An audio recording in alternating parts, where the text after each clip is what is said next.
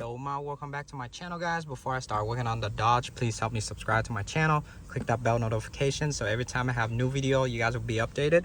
But I'm working on a 2010 Dodge Grand Caravan 3.8. so right now so let me show you. So right now the car doesn't have check engine light at all, but let me show you. So I'm gonna key on. So key on, I'm gonna go to the engine, I'm gonna read the code, and there's a code right there, P1128. So this code I thought it was a O2 sensor, but it's not. So when I typed in this code, it's asking me to check the spark plug wires, and then check the crank sensor. For this car, the customer complained that about 2 weeks ago, when he comes to he was driving, and then when he comes to a complete stop, and then it was idling, and then it shuts off on him, and then he turned it back on, drives it, and then come to a complete stop, it doesn't do it. He drives it for like a whole week, it doesn't happen. And then about 3 days ago, he said 3 days ago, in the morning when he first trying to start the car, it was giving him a long extended crank. It was just, so when he turned it over, it was just like, it takes about like 4 seconds to start the car, but it doesn't happen to him after that. So it's been 2 weeks.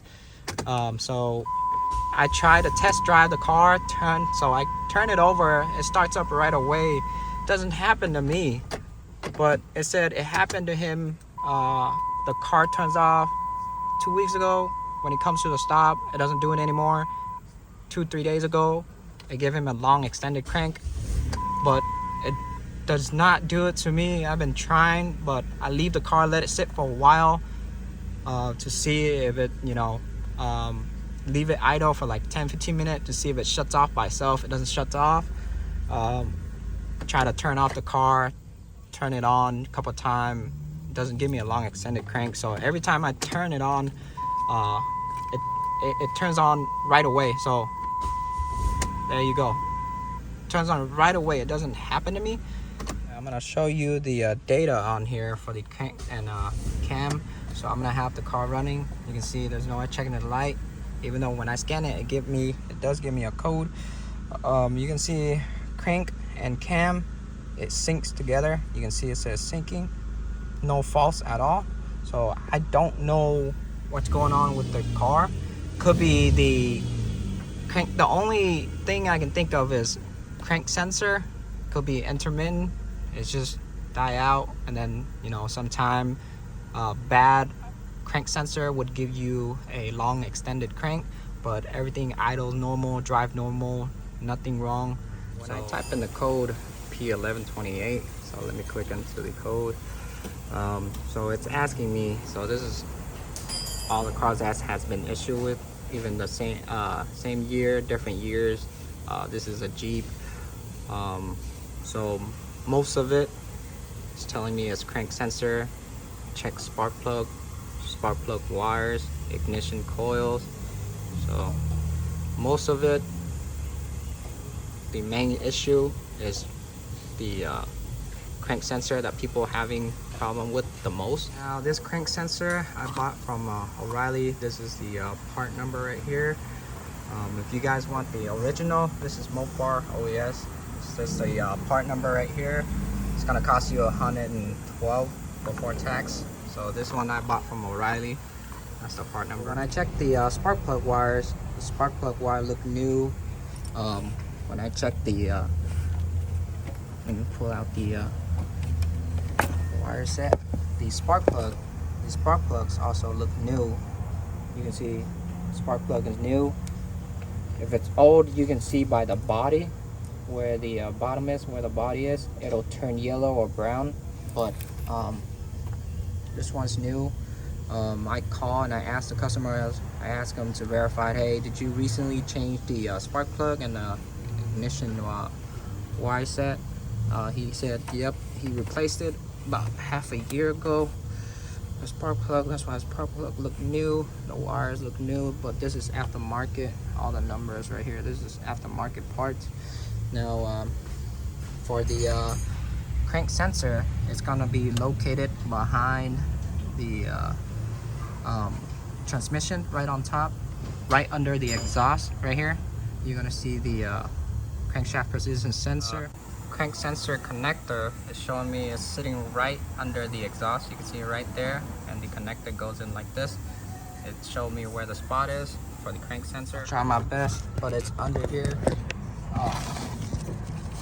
It's right here. This is the crank sensor right here with the 3 wires. So what you're gonna do is you're gonna press on this tab right here, pull, and then this is a 10 millimeter. I already broke it loose with my ratchet. Let me try it again.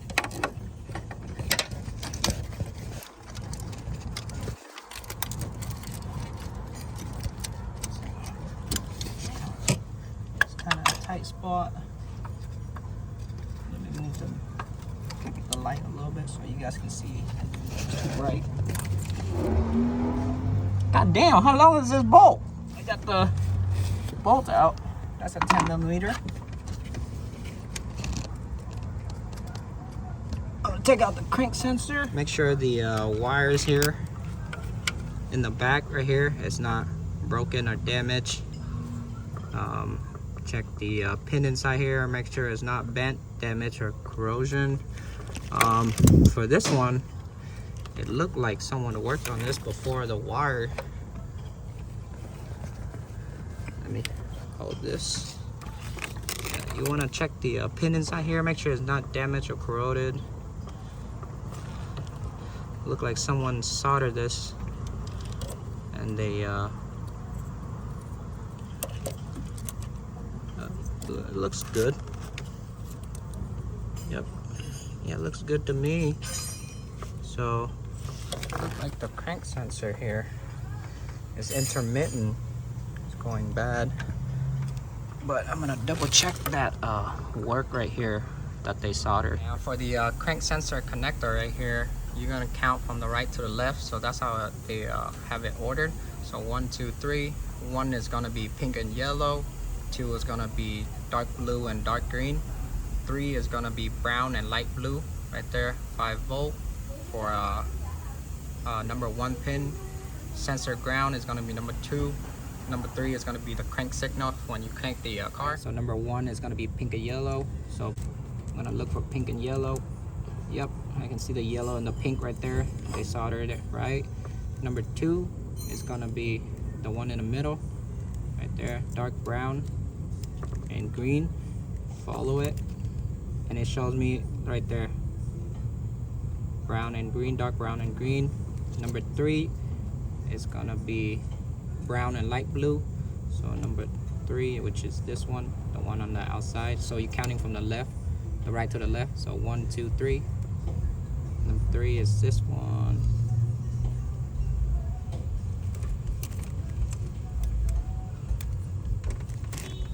Not sure if I can see it. Yep, right there. It's kind of hard to see on camera. Show you guys. Yep, light blue right there. This one right here. Yep. I can see brown. Yep, I can see the light blue and the brown right there. So they soldered it correct. It's just dirty, all the glue and all that stuff. So I'm just gonna put in my new one. This one is going bad, the old one. So now to check for the function, pin number 1 is gonna be 5 volt here. Pin number 2, which is the middle one, sensor ground. Pin number 3, so for pin number 3, you're gonna plug back into the connector and start the car and back probe it, and then you're gonna see the signal voltage sending back to the PCM. For pin number 1, which is on this side, it's gonna be 5 volt. So I'm gonna put in my pin number 1. You can see 5 volt right there. It lights up on the power probe. And pin number 2 is gonna be ground, sensor ground. That's one gonna be ground right there.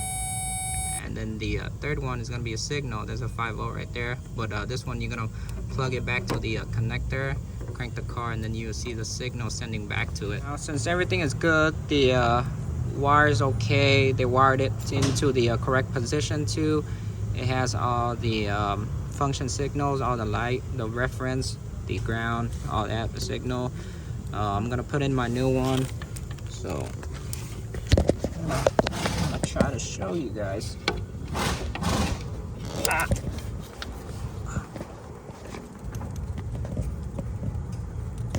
Come on, where's the hole? Ooh.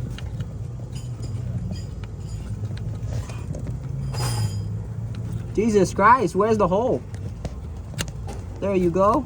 I called Jesus and he let me know where the hole is. There you go. That's it. Plug back my connector.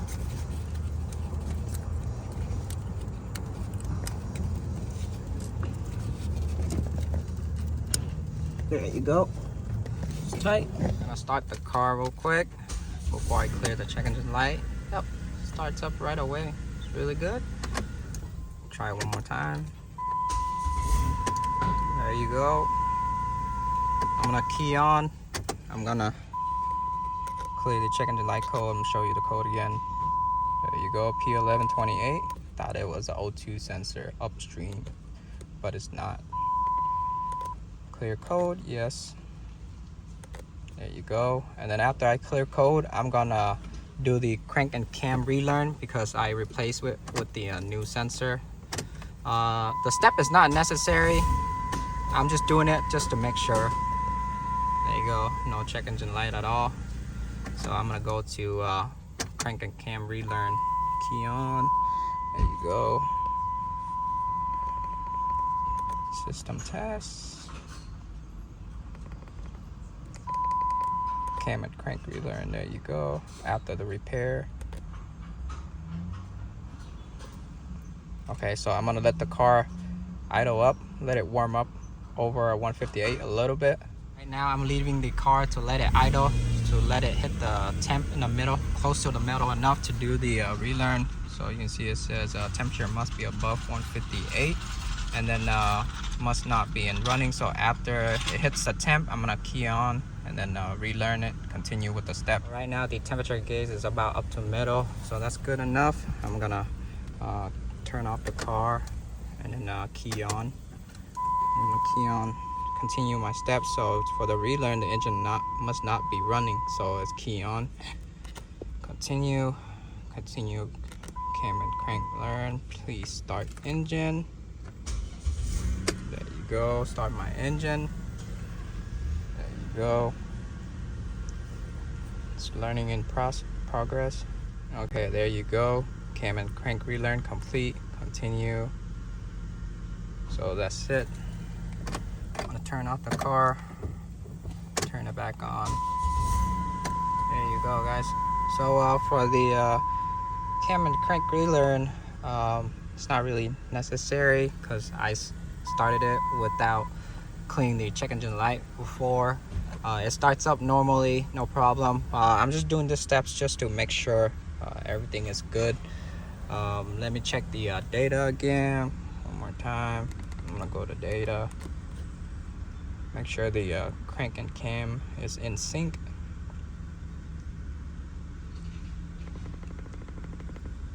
Scroll down to crank and cam. So for this problem, the crank sensor, everything is fine, everything is reading, everything is good. The wires are good, the connector is good, the pin is good, everything is good. It's probably the crank sensor is intermittent. That's why it died out on him one time, just one time only, and then they gave him one time long extended crank. But you can see the cam and the crank is in sync, so that's good.